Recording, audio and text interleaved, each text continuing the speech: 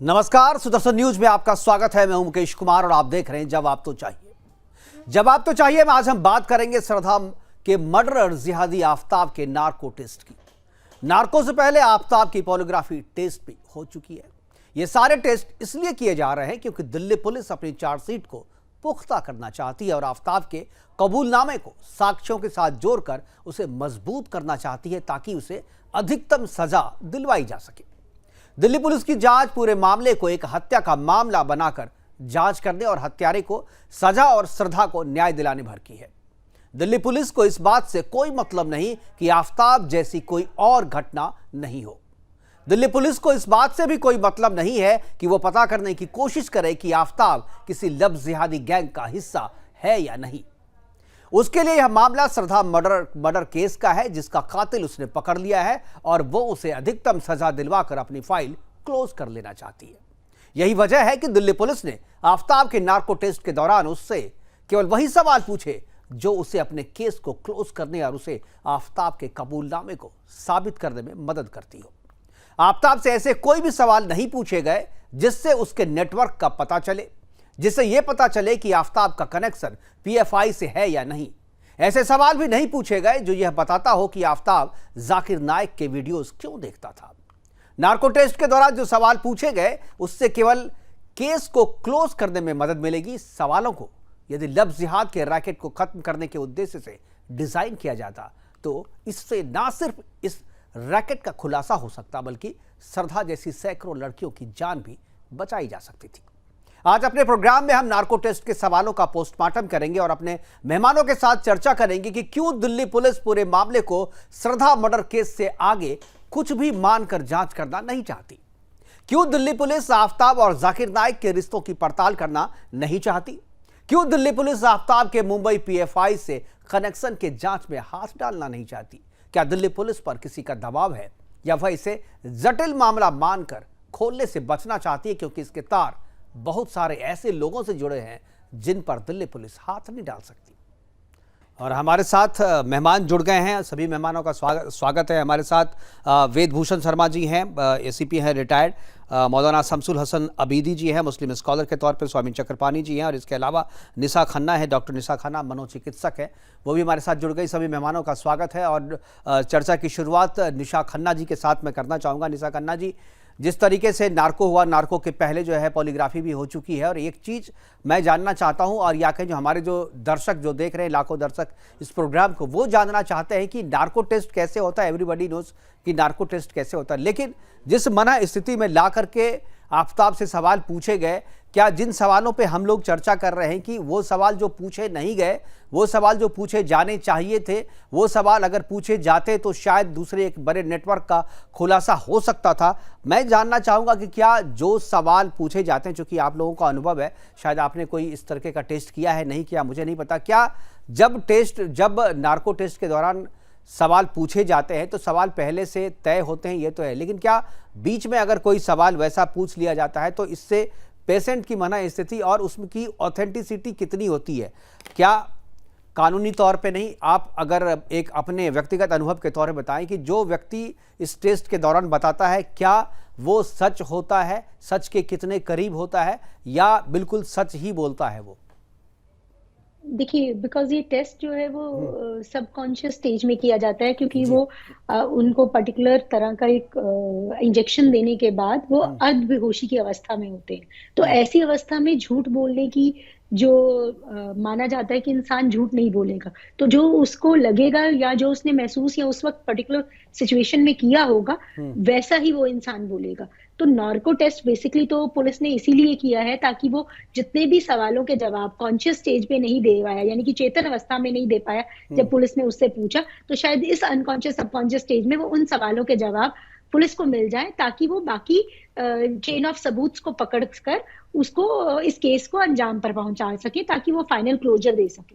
तो मुझे लग रहा है ये सारा, क्योंकि पॉलीग्राफी टेस्ट भी किया गया था और बहुत लंबा समय चला था पॉलीग्राफी टेस्ट भी, और ये सब करने के बाद मुझे लग रहा है पुलिस को कुछ ना कुछ तो हासिल हुआ होगा तभी। और मेरे ख्याल से जो टीम ऑफ डॉक्टर्स होते हैं वो बहुत सेलेक्टिव होते हैं क्वेश्चंस को लेकर, क्योंकि कुछ पर्टिकुलर क्वेश्चंस हैं वो जो केस को सॉल्व करने के लिए बिल्कुल से ये तो नहीं कनेक्शन हो जाता। वो पुलिस ज्यादा जानती है या वो डॉक्टर्स जानते होंगे उन्हें किस तरह के सवाल पूछने थे। मुझे लगता है केस के सिलसिले में जो भी उनको जरूरत लगी होगी उन्होंने वो सवाल पूछे होंगे और मुझे लग रहा है उन्हें सेटिस्फैक्टरी आंसर मिला होगा, क्योंकि नार्को टेस्ट से बहुत सारी चीजें कुछ हद तक क्लियर होती हैं। वो एक मेन सबूत तो नहीं होता बट बहुत ज्यादा इंपॉर्टेंट रोल प्ले करता है आपको चेन ऑफ प्रॉब्लम्स को सॉल्व करने में। जी, उसके बाद फिर एविडेंस कलेक्ट करने में पुलिस शायद उसके बयान का इस्तेमाल करती है और एविडेंस कलेक्ट करके जो फाइनल जो है वो चार्जशीट दिया जाता है। एसीपी साहब हमारे साथ हैं वेदभूषण जी। वेदभूषण जी, मैं तो प्रोसेस के बारे में जो डॉक्टर साहब ने बताया वो तो आप भी सुन रहे होंगे, लेकिन एक चीज़ मैं जानना चाहता हूँ कि इन्वेस्टिगेशन के दौरान जो चीज़ की जा रही, जैसा कि निशा जी ने भी बताया कि केस से रिलेटेड केस को क्लोज करने के हिसाब से और जो कबूलनामा है, खासतौर पे इस आफ्ताब के मामले में देखा गया कि आफ्ताब ने जो पहले कबूलनामा दिया था उस कबूलनामे के अनुरूप जो है साक्ष्य जुटाने की कोशिश के क्रम में ये नार्को और पॉलीग्राफी जो है वो की जा रही है यहाँ पे। क्या आपको लगता है कि दिल्ली पुलिस जिस दिशा में जांच कर रही है सिर्फ इसे एक मर्डर का मामला मान करके जांच कर रही है और आफ्ताब को मैक्सिमम सजा दिलवाने की कोशिश कर रही है? ठीक है, एक केस के रूप में अगर उसे देख रही है तो इतना तक तो सही है, लेकिन जिस रैकेट की बात कर रहे हैं हम लोग कि आफ्ताब कोई पहला व्यक्ति नहीं है, एकमात्र व्यक्ति नहीं है जो इस तरीके की घटना को अंजाम दिया है, उसके साथ और भी लोग जुड़े हुए हैं। क्या आपको नहीं लगता कि दिल्ली पुलिस के जांच करने का तरीका जो है वो अधूरा है, अनमना है? वो केवल एक केस को सॉल्व करने में लगी हुई है, उस रैकेट को सॉल्व करने में उसका कोई इंटरेस्ट नहीं है, जिससे बहुत सारी श्रद्धाओं के जान जुड़े हुए हैं, बहुत सारी श्रद्धाओं की सांसें जुड़ी हुई हैं और बहुत सारी लड़कियों को बचाया जा सकता है इस चंगुल से अगर दिल्ली पुलिस के हाथ में जो आफ्ताब लगा है। तो शायद अगर उस दिशा में बढ़े दिल्ली पुलिस तो और भी चीज़ें खुलासा कर सकती है, लेकिन दिल्ली पुलिस ऐसा करना नहीं चाहती। मैं चाहूँगा कि क्यों, आप चूंकि दिल्ली पुलिस में रहे हुए हैं, क्यों पुलिस नहीं ऐसा करना चाहती है? क्या मजबूरियाँ होती है पुलिस की? देखिए मुकेश जी, जो पुलिस की तफ्तीश की इन्वेस्टिगेशन की जिम्मेदारी है अदालतों के प्रति होती है जी। जो भी एविडेंस कलेक्ट करते हैं, जो भी ट्रायल की प्रक्रिया होती है उसमें पुलिस की जवाबदेही होती है। अब चूंकि ये यदि आप इस केस को शुरू से देखें तो आफ्ताब की और श्रद्धा की दोस्ती एक डेटिंग ऐप से हुई थी। लव जिहाद उसको माना जाता है कानून के हिसाब से जिसमें लड़का अपना नाम बदल दे। इसका पूरा नाम आफ्ताब अमीन पूनावाला है। शुरू से उसको पता था लड़की को ये मुस्लिम है और मैं हिंदू हूँ, एक ही शहर के रहने वाले हैं। लंबे समय तक उनकी दोस्ती रही। 2020 में भी उनकी एक मामला, एक कंप्लेंट उन्होंने थाने में की, उसकी भी एक जांच की गई और उसके बाद में कंप्लेंट लड़की ने ही विड्रॉ कर ली। तो ये जो पुलिस की जांच है केवल सबूतों के एविडेंस के आधार पर होती है। नार्को एनालिसिस टेस्ट में इस तरह के सवाल नहीं किए जाते जो बेसंगिक है, जिनका कोई ताल्लुक नहीं है इन चीजों से, समाज में या मीडिया में या दूसरे तरीके के लिए कि वो सवाल इंपॉर्टेंट हो सकते हैं। पर पुलिस का अपना ध्यान केवल और केवल इन्वेस्टिगेशन पर देना है। यदि अपने ट्रैक से वो हटेंगे तो अदालतें पूछ सकती हैं कि आपने इस तरह के सवाल जो इससे रिलेटेड नहीं थे, जो पब्लिक डोमेन में नहीं थे, किसी जानकारी में नहीं थे, उनको कोर्ट भी के खिलाफ भी जाता है, क्योंकि जब इस तरह की कोई चीज आ ही नहीं रही, क्योंकि पुलिस जो है इस मामले को लव जिहाद की तरह इन्वेस्टिगेट नहीं कर रही, क्योंकि इस तरह का कोई भी एलिमेंट अभी तक ना तो पुलिस ने इस तरह की कोई धारा लगाई हुई है, ना कोई डॉक्यूमेंट मिला है, ना कोई सीसीटीवी इस तरह के मिले हैं, ना कोई और सबूत बरामद हुए हैं जो कहीं इशारा करते हो कि ये लव जिहाद से जुड़ा मामला है, उसने अपना नाम बदला, लड़की को धोखा दिया या दूसरी लड़की से निकाह कर लिया। तो ये जो तमाम चीजें इसको एक मर्डर की साजिश के तहत, एक प्लान मर्डर के रूप में इन्वेस्टिगेशन कर रहे हैं। यदि पुलिस अपने ट्रैक से भटक जाएगी, इस तरह की चीजों में चली जाएगी, तो हो सकता है इस केस को डैमेज हो जाए, इस केस का भट्टा बैठ जाए और जो तमाम इन्वेस्टिगेशन सबूत है ही नहीं, उन सबूतों को यदि इकट्ठा करने में लगेंगे तो वो एक पारदर्शिता के साथ नहीं होगी, एक वो हवा बजाय प्रजम्पशन और अजम्पशन वाली बात होगी, जिस पर ना कोर्ट विश्वास करती है हिंदुस्तान की, ना हम लोग विश्वास करते हैं, क्योंकि कानून के सिस्टम से इन्वेस्टिगेशन की जाती है। आप एक दिल्ली पुलिस की तरफ से अगर आप बोल रहे हैं तो आप बिल्कुल सही बोल रहे हैं, लेकिन 2-3 सवाल मेरे हैं, इसके जवाब भी जनता जानना चाहती है। लव जिहाद का मामला आप इसे माने या ना माने, लेकिन इस बात की इन्वेस्टिगेशन करने में क्या मजबूरी है कि वो अगर आफ्ताब के संबंध जाकिर नाइक से हैं या नहीं, जाकिर की वीडियो आफ्ताब देखता था या नहीं, क्या जाकिर की वीडियो को देख करके वो प्रभावित था या नहीं? वो जिहाद को भले आप ना माने, लेकिन ये बात तो उसने कबूल किया ना कि हमें कोई अफसोस नहीं है, मरने के बाद हमें 72 हूर मिलेगी। तो ये क्या, इसे जिहाद आप नहीं, 72 हूर मिलने वाली बात क्या है? अगर आप श्रद्धा को मार दें तो मुझे कोई अफसोस नहीं, दूसरी मिल जाएगी, दूसरी तीसरी मिलेगी, उसके बाद चौथी मिलेगी, पांचवी मिलेगी, उसके बाद अगर पुलिस पकड़ लेती है, हमें फांसी चढ़ा देती है, फिर मुझे 72 हूर जो है दूसरी जगह मिल जाएगी, जन्नत पे मिल जाएगी। ये सारे जाकिर नाइक और उस जैसे जो इस्लामिक जो प्रीचर है वो इस तरीके की बातें करते हैं। ये इस बात को अगर क्वेश्चन में शामिल किया जाता कि आफ्ताब क्या जाकिर नाइक के वीडियो देखते थे या नहीं, इससे इन्वेस्टिगेशन में क्या फर्क पड़ता? आपके संबंध, आफ्ताब के संबंध पीएफआई से हैं या नहीं है, ये सवाल क्यों नहीं पूछा जा सकता है? देखिए, ये सवाल बिल्कुल अप्रासंगिक होता, इसकी कोई रेलिवेंस नहीं थी, क्योंकि कहीं भी इस तरह की चीजें नहीं आई है किसी भी इन्वेस्टिगेशन के दौरान में कि 72 हूरों वाली कहीं पर कोई बात आई हो या कहीं पर इस तरह पीएफआई से उसके कनेक्शन कहीं पर आए हों। उसके तमाम कनेक्शन अगर आ गए हैं तब तो वो बताया था, लेकिन आपको जांच कर कहीं नहीं आया, नहीं आया, वही पर जो चीज नहीं सामने आया है वही चीज तो सामने लाना है। अभी चार्जशीट नहीं आई है, ना 72 हूरों वाली बात कहीं इन्वेस्टिगेशन में आ रही है। ये तमाम सोशल मीडिया और तमाम अपने लोगों की अपने दिमाग की एक उपज कही जा सकती है, परंतु इन्वेस्टिगेशन में, क्योंकि अभी बहुत सारी चीजें हैं जो पब्लिक डोमेन में नहीं है, ये तो 90 दिन के बाद जब चार्जशीट आएगी तब उसमें पता लगेगा कि पीएफआई का कोई एंगल इन्वेस्टिगेशन में आया था, कोई उसके अकाउंट से, या वो जो उसका जो तमाम सोशल मीडिया खगाला जाएगा उसमें जाकिर नाइक से कहीं उसने प्रेरणा हासिल की थी। ये तमाम इन्वेस्टिगेशन की चीजें हैं और बड़ी सीक्रेट चीजें हैं। ये तमाम चीजें ऐसी नहीं कि एकदम पुलिस तमाम चीजों को डेली ब्रीफिंग दिल्ली पुलिस करे कि अब इसमें ये जांच की जा चुकी है। मतलब आप वेदभूषण जी, आप ये मानते हैं कि अभी भले सामने नहीं आई हो बात ये से, लेकिन हो सकता है कि दिल्ली पुलिस ने इस पे पूछताछ की हो इस एंगल से? हाँ, वो जब चार्जशीट आएगी तो उसमें पता लगेगा कि किस किस एंगल से जांच की गई थी और क्या क्या सबूत इस मर्डर के पीछे हैं। पुलिस का काम है उसको सजा कराना, तमाम जो एविडेंस है उनको अकाट्य सबूत के रूप में अदालत में पेश करना और अपने केस को मजबूती से आगे बढ़ाना कि ये केस जो है rarest of the rare case है, ये फांसी का केस है, ये आजीवन कारावास है, ये अदालतें डिसाइड करेंगी। और ये इन्वेस्टिगेशन में क्या क्या चीजें आई वो भी कोर्ट को पुलिस जरूर बताएगी। उसके सोशल मीडिया अकाउंट में क्या कहीं जाकिर नाइक से कोई कांटेक्ट के नजर आ रहे हैं, पीएफआई के किसी मेंबर से उसके कांटेक्ट में था या नहीं था, ये तमाम चीजें अभी जांच का विषय है। अभी उसको एकदम से रिएक्ट करना कि उसमें ये चीजें हो सकती थी तो ये बहुत जल्दबाजी होगी। एक बहुत ऐसा संभव नहीं है, ना पुलिस के लिए संभव है, ना मेरे लिए संभव है, ना किसी के लिए संभव है। हाँ, डिबेट के लिए जरूर ये एक अच्छा एक विषय हो सकता है, क्योंकि एक मुस्लिम लड़की थी, मुस्लिम लड़का था, हिंदू लड़की थी, परंतु जहां तक कानून की बात है, कानून सब एविडेंस के आधार पर, सबूतों के आधार पर इन्वेस्टिगेशन ये जो सारी चीजें वेदभूषण जी, ये जो सारी चीजें आ रही हैं, ये भी आप केवल पुलिस इन्वेस्टिगेशन की बात कर रहे हैं। जब कोई रिपोर्ट मीडिया में आती है तो उनके भी पैरेलल जो उनके पास भी अपने सोर्सेज होते हैं। ये सोर्सेज दिल्ली पुलिस के ही हैं जो ये सारी चीज़ें बाहर आ रही हैं। ऐसा नहीं है कोई मनगढ़ंत चीज़ है जो आकर के मीडिया में लोग बता दिया जाए, बोल दे रहे हैं, या कोई सोशल मीडिया पे आकर के इस तरीके के। मैं इस केस को डे 1 से चेज कर रहा हूं। दिल्ली पुलिस ने आज तक अपनी कोई प्रेस कॉन्फ्रेंस इस तरह की नहीं की है। प्रेस कॉन्फ्रेंस जो की जाती है सर, वो सोर्सेज नहीं होते, वो तो ओपन सोर्स है। सोर्स का कोई खुलासा नहीं करता, सोर्स सबके पास होते हैं, सब अपने अपने तरीके से सबके पास अपने सोर्सेज हैं, उन सोर्सों से सब बात करते हैं। चार्जशीट आएगी तो और ज्यादा चीज क्लियर बिल्कुल, चार्जशीट जब पब्लिक डोमेन में आ जाएगी वेदभूषण जी, तब तो फिर चर्चा ही बात ही खत्म हो जाएगी। क्या पूछा नहीं पूछा सब चीज साफ हो जाएगा।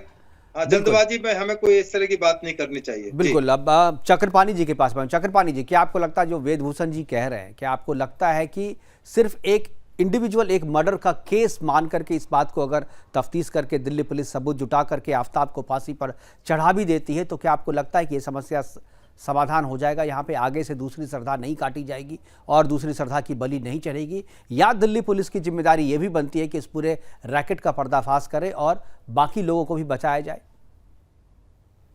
मुकेश जी, देखिए, मूल विषय आपकी बिल्कुल बहुत सही है कि सवाल इस बात का है कि हमारा एक दुर्भाग्य ही है देश का कि यहाँ पे हम मच्छर मारने की तो दवा छिड़कते हैं, लेकिन कभी भी गंदगी पे ध्यान नहीं देते कि जब तक गंदगी सफाई नहीं होगी तब तक ये मच्छर समाप्त नहीं होंगे, क्योंकि अगर गंदगी साफ हो जाए तो मच्छर लगेंगे ही नहीं। वही हालात है, हम एक एक अपराधियों को अगर ऐसे सजा देते रहे तो ये तो जिहाद करते रहेंगे और सजा देते रहेंगे और हमारी बेटियां इसी तरह शहीद होती जाएंगी, मारी जाती रहेंगी। सवाल यह है कि हमें पता करना पड़ेगा कि आखिर इसके तार कहां कहां जुड़े हैं, किन जिहादियों से जुड़े हैं। और जिहादियों का रूप कई होता है, जैसे क्राइम का रूप है उसी प्रकार यार, ऐसा नहीं कि हर जिहादी या हर लव जिहादी जो है वो अपना नाम गुड्डू राजू बदल के ही जाता हो। कई बार ऐसे होते हैं कि वो अपने युवतियों को अपने जाल में फंसा लेते हैं। वो लड़की भी जानती है कि मुस्लिम है, सालों वर्ष तक रहते हैं। आप देखिए कि जो जिस प्रकार से पत्र पत्रिकाओं के माध्यम से, चैनलों के माध्यम से पता चला कि उसके 20-20 हिंदू लड़कियों के संबंध थे। उसने एक मारने के बाद भी एक लड़की को लाया और उसको जिस श्रद्धा को मारा था उसी की अंगूठी उसको पहना दिया, वो भी हिंदू थी। तो यह भी एक जिहादी है, क्योंकि कहीं ना कहीं आप ये देखिए कि इतनी मुस्लिम लड़कियों को उसने जाल में फंसाया हुआ था।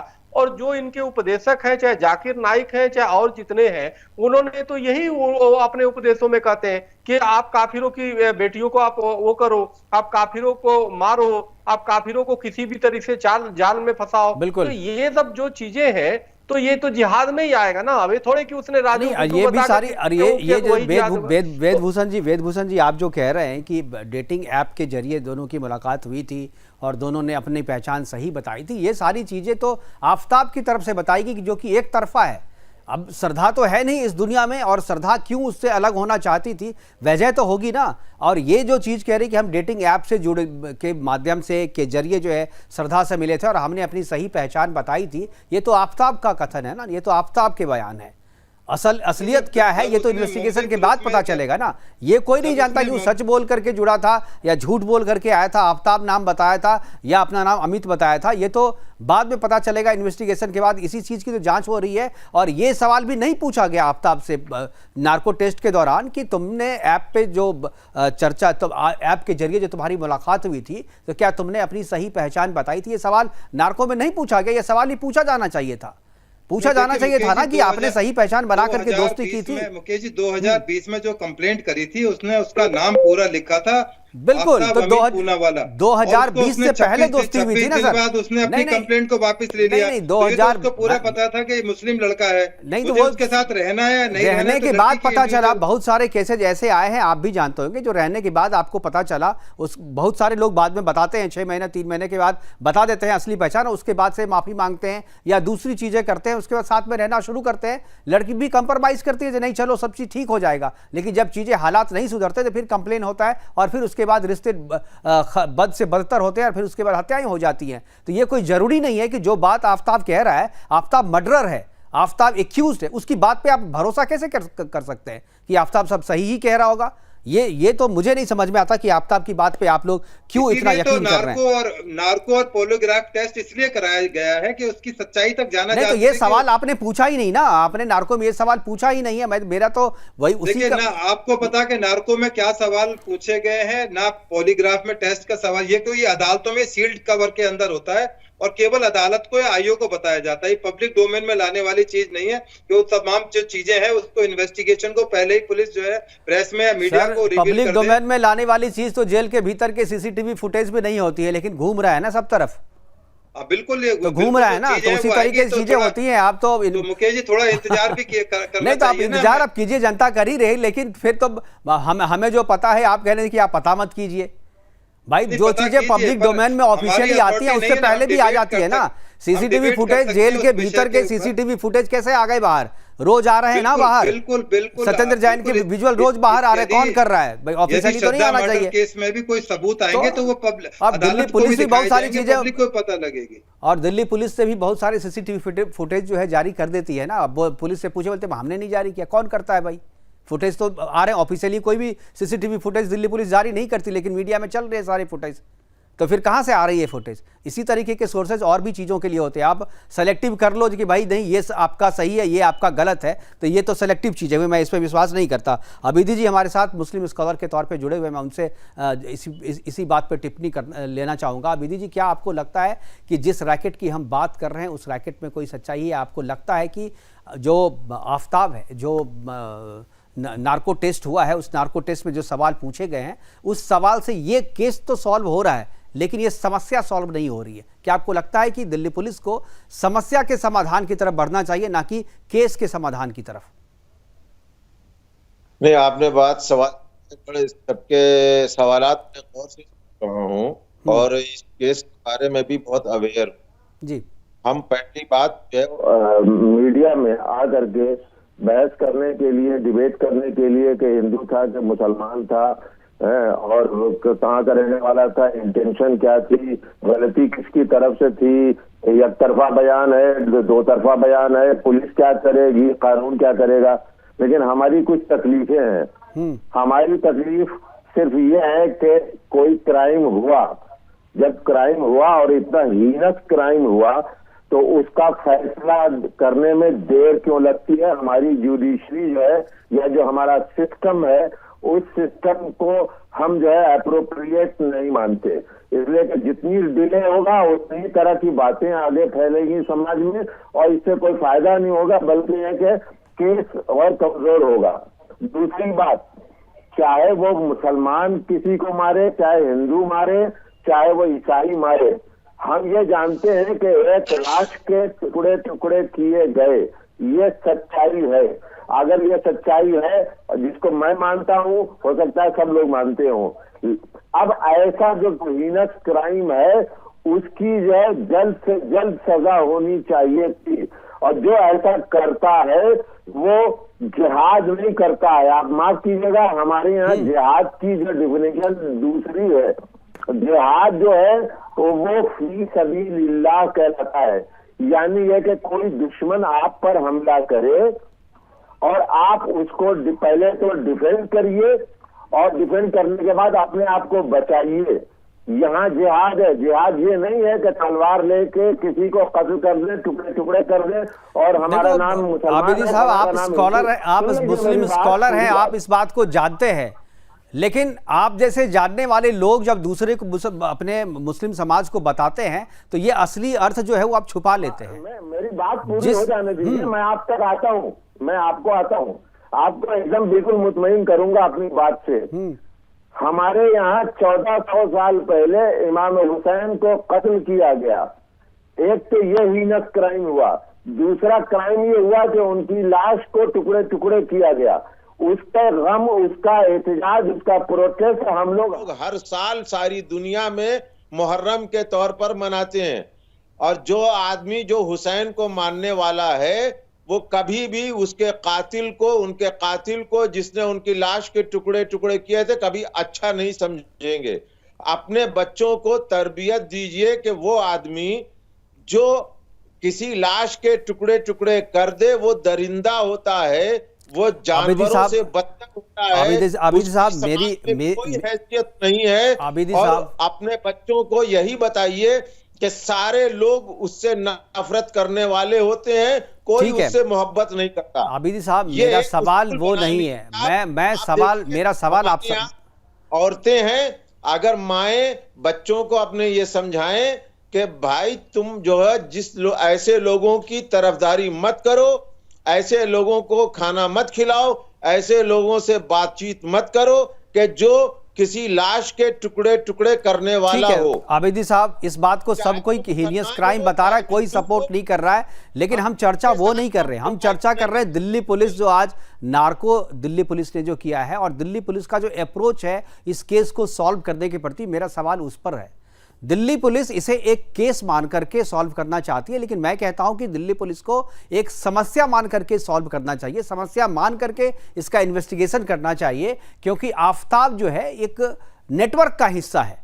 लेकिन दिल्ली पुलिस से एक बात, मर्डर, जैसा कि वेदभूषण जी भी कह रहे हैं कि ये मर्डर का मामला है, ठीक है, मर्डर तो है ही, मर्डर के लिए सजा भी होगी। सजा केवल इसलिए नहीं होगी वो नेटवर्क का हिस्सा है, सजा तो इसलिए होगी क्योंकि उसने मर्डर किया है और उसको फांसी दिलवाने की कोशिश कर रही है दिल्ली पुलिस। लेकिन मेरा मानना है कि अगर 2-4 सवाल और पूछ लिए जाते, क्या जो जाकिर नायक भारत में प्रतिबंधित है, जो जाकिर नायक भारत का दुश्मन है, उस जाकिर नायक से अगर आफताब के संबंध थे और इस संबंध में संबंध थे या नहीं थे, ये सवाल अगर दिल्ली पुलिस पूछ लेती तो दिल्ली पुलिस का क्या बिगड़ जाता? क्यों कोर्ट उसे कटघरे में खड़ा करती? बिल्कुल नहीं करती। अगर दिल्ली पुलिस ये पूछती कि क्या आफताब तुम्हारे संबंध पीएफआई से हैं, जो कि प्रतिबंधित संगठन है, तो इसमें क्या किसका बिगड़ जाता? क्यों नहीं पूछ सकती? छत्रपति महाराज जो है वो मेरी बात की तायीद करेंगे। है वो ये कि देखिए हमारे यहाँ क्या है, दिक्कत ये है कि दिल्ली पुलिस में एक तो जो है वो क्या नाम है उसकी स्ट्रेंथ है वो बहुत कम है, सफिशिएंट नहीं है। दूसरी बात यह कि हमारे जो सियासी लीडर हैं उनको, उनके पीछे जितनी दिल्ली पुलिस लगी हुई है उनकी सिक्योरिटी में, अगर यही पुलिस जो है क्राइम्स के लिए जो है वो इन्वेस्टिगेशन के लिए लगाई जाए तो हमारा जो है वो जल्दी से जल्दी कोई फैसला हो सके। असल में ये चक्कर ये है कि हमारे पास उतनी जो है वो स्ट्रेंथ नहीं है दिल्ली पुलिस के पास कि वो जल्दी से जल्दी किसी बात को हल कर सके। बहुत से उसके जो है कारण है, बहुत से जो है वो उसके पीछे देखिए, वो बात अलग है, आप सही कह रहे हैं, लेकिन चर्चा यहाँ नहीं है। सवाल तो पूछे जा रहे हैं ना, सारी जो जितनी भी स्ट्रेंथ है दिल्ली पुलिस की, उसी स्ट्रेंथ में से कुछ लोगों को निकाल करके इन्वेस्टिगेशन तो किया जा रहा है ना। सवाल तो पूछे जा रहे हैं ना, 2-4 सवाल अगर और उसमें जोड़ दिए जाएंगे तो किसका क्या बिगड़ जाएगा। वेदभूषण जी, मैं वापस वेदभूषण जी के पास जी, सारे मसले हल हो जाएंगे। ठीक है, मैं वापस, दिल्ली पुलिस को इंडिपेंडेंटली काम नहीं करने दिया जा रहा है। नहीं, ये मैं नहीं मानता हूं। दिल्ली पुलिस बिल्कुल इंडिपेंडेंटली काम कर रही है। मुझे लग रहा है उसमें कोई नहीं, मुझे लग रहा है कि थोड़ी सी दिशा उनको बदलनी चाहिए। वेदभूषण जी, क्या आपको लगता है एक केस के रूप में इस मामले को इन्वेस्टिगेट करना और या एक समस्या के रूप में क्या फर्क पड़ता है? कितने संसाधन और चाहिए?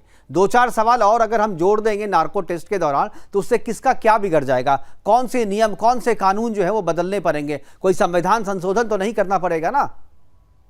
देखिए मुकेश जी, जो हिंदुस्तान का कानून है, जो आज की डेट का कानून है, उसमें लव जिहाद का दिल्ली पुलिस की इन्वेस्टिगेशन में 0 स्कोप है, क्योंकि अदालतों के प्रति जिम्मेदारी है। अदालत बिल्कुल पूछेगी कि ये आप रिलीजियस संस्था के रूप में काम कर रहे हैं, किसी धार्मिक संस्था का या सामाजिक संस्था के रूप में आप काम कर रहे हैं, या एक इन्वेस्टिगेशन को सरंजाम तक पहुंचाने के लिए एक्यूज के खिलाफ। तो कन्वर्जन जो है, एक मिनट वेदभूषण, तो कन्वर्जन अगर कहीं पे होता है, लीगल या इलीगल अगर कहीं कन्वर्जन होता है तो क्या वो दिल्ली पुलिस इन्वेस्टिगेट नहीं करी क्योंकि धर्म से जुड़ा हुआ मामला है? इसमें इस तरह का कोई मामला नहीं, इसमें की बात नहीं है। मैं आपकी बात पे बात कर रहा हूं ना। आप कह रहे हैं कि नहीं, धर्म से जुड़े मामले की चर्चा जांच नहीं की। क्यों नहीं? कन्वर्जन का मामला, कन्वर्जन का कानून बना हुआ है, एंटी कन्वर्जन लॉ है, उसके तहत अगर किसी पे मामला दर्ज होता है तो जांच कौन करेगा?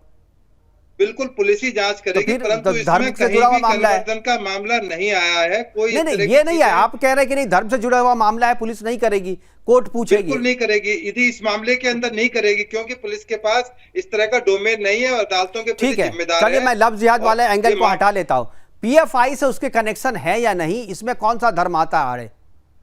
देखिए, पीएफआई और जहां तक जाकिर नायक संबंध है, उसका जो सोशल अकाउंट दिल्ली पुलिस खंगाल रही है, उसके बैंक अकाउंट चेक किए जा रहे हैं। यदि इस तरह का कोई एलिमेंट आएगा कि कहीं तो ऑलरेडी पीएफआई बैंड संस्था है, तो पुलिस को 1 मिनट नहीं लगेगी उसके खिलाफ एक्शन लेने में, जो भी सेक्शंस उसकी तरफ अट्रैक्ट होती होंगी। पर ये इन्वेस्टिगेशन के बाद ही संभव हो अगर ये सवाल मैं पूछ लूं, अगर एक 90 दिन तक पुलिस को इन्वेस्टिगेशन करने का अधिकार देश का कानून देता है। आज ही आप चाहें कि पुलिस सभी चीजों पर कंक्लूजन पहुंच के शाम तक चार्जशीट कर दे, परसों तक इसको सजा भी मुकर्रर हो जाए, ऐसा नहीं है। 90 दिनों का टाइम नहीं है, 90 दिन तो मैक्सिमम है। नहीं, 90 दिन मैक्सिमम है। आप चाहें तो 30 दिन में कर दीजिए चार्जशीट। नहीं मुकेश जी, मुकेश जी, मैं आपको डिफर करता हूँ। 90 दिन का टाइम मिनिमम है। एक चार्जशीट आपको फाइल करनी पड़ेगी, उसके बाद में सप्लीमेंट्री चार्जशीट आप कभी भी कर सकते हैं, ठीक है, कितनी बार भी। चलिए ठीक है, आपका एक्सपीरियंस है, मैं आपकी बात को मान लेता हूँ, आप एक्सपीरियंस है। मैं पूछ रहा हूँ कि अगर ये सवाल पूछ लिया जाता आफताब से कि क्या तुम्हें श्रद्धा से दोस्ती करने के लिए चाहे वो ऐप के जरिए ही मस्जिद से पैसे मिले थे, तो इसमें नहीं, इस तरह का सवाल बिल्कुल नहीं किया जाता, क्योंकि इस तरह की कोई चीज नहीं आई है, ना किया जाना चाहिए। इस चीज में नहीं आई, लेकिन ऐसे मामले में होते हैं ना। नहीं, इस तरह का सवाल नहीं कर सकती पुलिस का यदि इसी तरह से धार्मिक संस्था नहीं है, कोई रिलीजियस फंक्शन, इसमें धर्म कहाँ से आता है भाई साहब? नहीं, इसमें धर्म कहाँ से आता है? अगर मैं पूछूं, इस तरह का कोई सवाल ना किया जा सकता है, ना करना चाहिए। इसमें धर्म कैसे? आप मुझे समझाइए। नहीं, आप मुझे समझाइए, इसमें धर्म कहाँ से आता है? अगर मैं अपनी नॉलेज थी, लड़की मेजर थी क्योंकि वो माइनर नहीं थी। मैं 18 साल से ऊपर की लड़की थी, उसको लिविंग रिलेशन रहने की मान्यता इस देश का सुप्रीम कोर्ट देता है। ठीक है, मैं इसमें कहाँ कह रहा हूँ कि ये नहीं देता, बिल्कुल देता है, बिल्कुल देता है। लेकिन आफताब लव जिहाद का एंगल नहीं होता। लड़का मुस्लिम है, लड़की मुस्लिम है, वो रह सकते हैं। देश की सुप्रीम कोर्ट ने उनको आफताब डेटिंग ऐप पे मुस्लिम लड़की से भी दोस्ती कर सकता था, लेकिन हिंदू लड़की को उसने चूज किया। क्या किसी इंटेंशन से किया या उस रैकेट के तहत उसे पैसे मिले थे? क्योंकि ऐसे मामले तो आए हुए हैं ना पब्लिक डोमेन में, पैसे देकर दिए जाते हैं ना। तो उससे रिलेटेड अगर सवाल पूछेगा, कौन पूछेगा? ये अगर बात कोई जानना चाहता है तो ये कौन लाएगा? आप करेंगे इन्वेस्टिगेशन, हम करेंगे इन्वेस्टिगेशन, वो तो पुलिस ही करेगी ना। जब सोशल मीडिया पर पुलिस उसके अकाउंट को खगाल रही है, उसके अकाउंट चेक किए जा रहे हैं, पीएफ उसके मोबाइल में कांटेक्ट ही नहीं है पीएफआई का किसी एजेंट का। भाई साहब, आपके हिसाब से जब सोशल मीडिया नहीं थी तो दिल्ली पुलिस या कोई भी पुलिस इन्वेस्टिगेशन नहीं करती थी, पूछती नहीं थी। सोशल मीडिया पे जो आदमी वो 6 महीने हो गए, मर्डर के 6 महीने हो गए, सोशल मीडिया अकाउंट से उड़ा दिया गया होगा। नहीं उड़ता, बिल्कुल वही रहता है। या हो सकता है अपडेट नहीं किया हो, नहीं, बहुत सारी चीजें हो सकती है। क्या आप अपनी सारी चीजें सोशल मीडिया पे अपडेट करते हैं? मैं तो नहीं करता, मेरे पास टाइम नहीं है, मेरे पास टाइम नहीं है सोशल मीडिया पे जाने का। वो डाटा रिट्रीव किया जा सकता है, करते भी हैं लोग, लेकिन हर एक व्यक्ति अपने हर एक चीज को, खास तौर पे वो जो उसको पता है कि हम गलत कर रहे हैं, क्राइम कर रहे हैं, साजिश के तहत कर रहे हैं, वो सोशल मीडिया पे अपडेट नहीं करता। इसलिए अगर आप पूरी तरीके से सोशल मीडिया पे डिपेंड रहेंगे तो आपको सच्चाई पता नहीं चलेगी, बिल्कुल नहीं पता चलेगी। बहुत आगे जा चुकी है, तमाम डाटा डिलीट होने के बाद मोबाइल आप मैं वो नहीं कह रहा हूँ, वो हो जाता है, वो रिकवर होता है डेटा।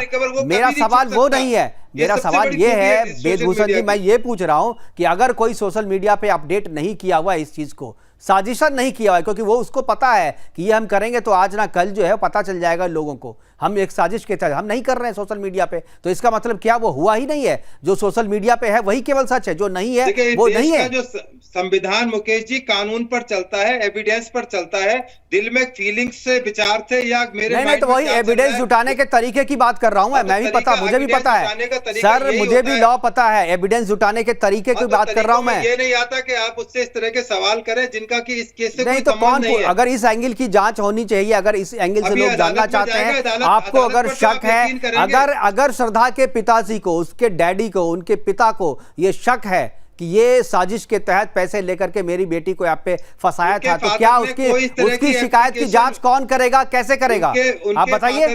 उनके फादर ने ये कहा है कि इसकी नहीं, मान लीजिए कहता कोई दूसरे, आप कह रहे कि ऐसा नहीं हो सकता, क्यों नहीं हो सकता? अब हम जानना चाहते हैं भाई, बात नहीं की, नहीं हम जानना चाहते हैं, देश जानना चाहता है। तो उनके फादर ने कहा सीबीआई से जांच करा जाए, पर उन्होंने धार्मिक आधार उसमें भी नहीं लिखा है। इसमें धार्मिक आधार कहां है?